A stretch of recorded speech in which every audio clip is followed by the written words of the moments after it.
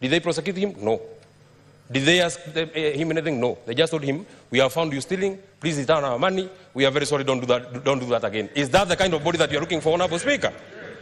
Is that the kind of body that can come and try to lecture this kind of house, Honorable Speaker? Honorable Speaker, we, the people of Nyandarua, have written to the EACC of a matter that is of the insurance of the members of staff of the Nyandarua County government. Honorable Speaker, the county executive sat at 9 in the morning.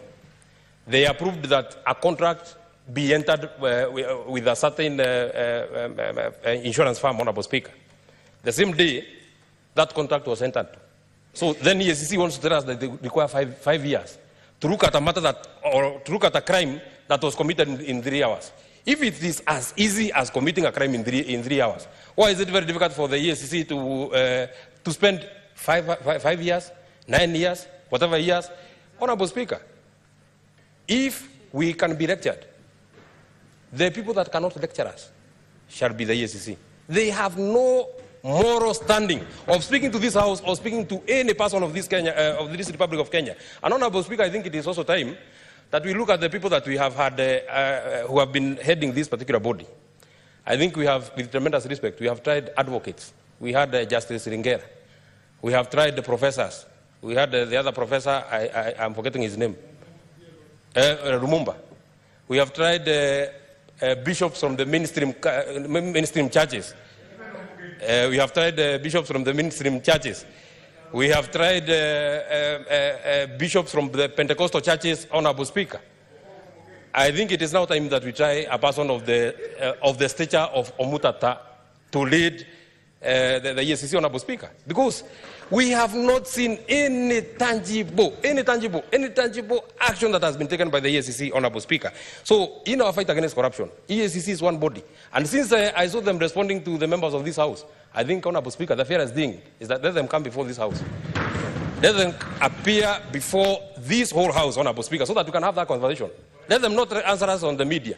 They have been trying to sensationalize and sponsor fake and uninformed propaganda that this House has passed a law on the conflict of interest.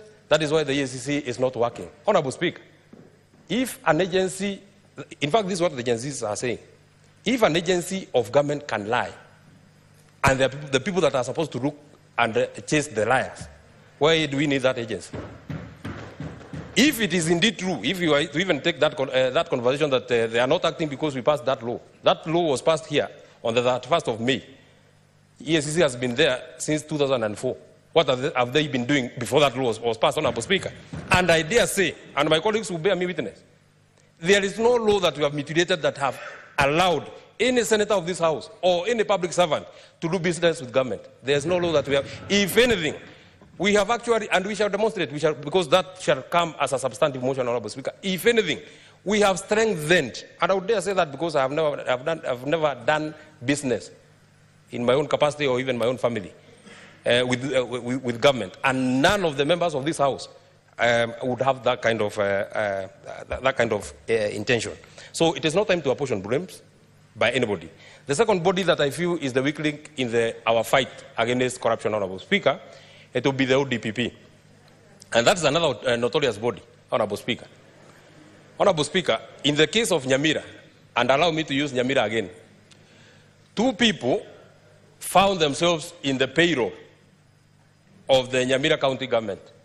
They were paid a total of 800,000, Honorable Speaker. So when the matter came into the public foray through the area senator and the other people who were charged with oversight the county assembly, the county secretary wrote and said, these people are not our employees. The county public service board wrote and said, these people are not our employees. The payroll manager wrote and said, these people are not our employees. So then there was a case. When the matter was taken to court, Honorable Speaker, I am not an advocate. I am not a lawyer. I have no background in law.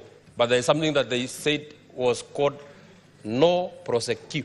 If that was the word, Honorable.